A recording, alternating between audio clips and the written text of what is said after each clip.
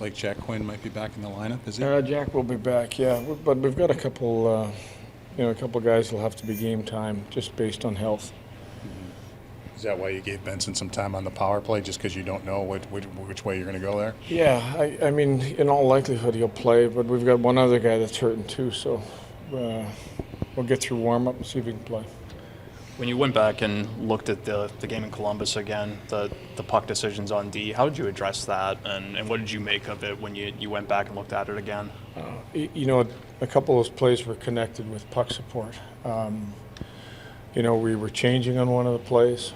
The play at the end of the period, we had a winger changing that,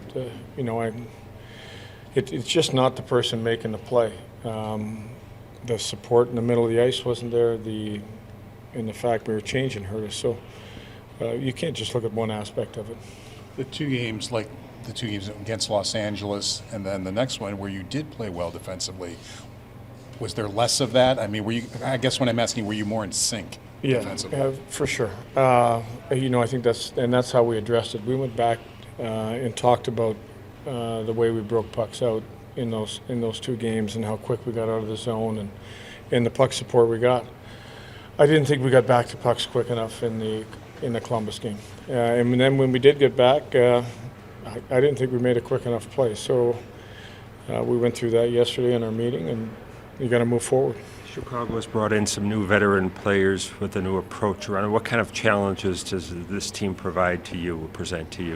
Well, I think you got some high-end offensive guys. Obviously, up front, you got some great speed with Bedard, and you got Hall, who's what he's done in the league. So, yeah, I think when you sprinkle in veterans and amongst your young guys, it gives you a good blend of guys that know how to win and have been there, and young guys that are working their way up.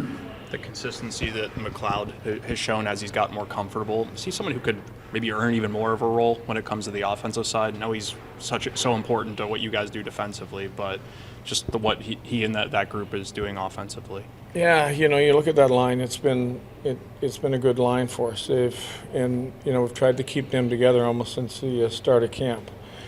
And I feel that that's really helped the group. I thought with Peterka back in, that top line's starting to look like a dangerous line. Going to try to go to the Cousins, Quinn, and Kulik tonight. They had a pretty good night when they played together. So we're going to have options. Is it a challenge with three young guys on a line like that, especially when you're on the road? Their team's got second change and. Yeah, I think you have to look at they know the system, they know how to play. The next step forward is to play consistently. It doesn't matter whether you're at home or whether you're on the road. What did you see from the Thompson line, especially in the second period? They spent a lot of time in the offensive zone in that second period. What were they doing differently maybe? Well, I just think the puck support was better. Even in the offensive zone, we weren't connected. Two guys were forechecking, our third guy was high. Our third guy wasn't getting there. I thought our D got a lot more aggressive going down the walls to help keep pucks alive. I looked at the first play of the game where, we got two guys forechecking and a puck's coming around the yellow and we just back out. So I think it's being connected as a group. The three forwards, those two defensemen as a tight group. When they're tight, the gaps are good. When our forward is playing high, it backs our D up, and we're not connected. Like, it just pushes our D back the wrong direction. So everything in this game has a relationship to something else. And, our play in the second period was much more of a five-man group.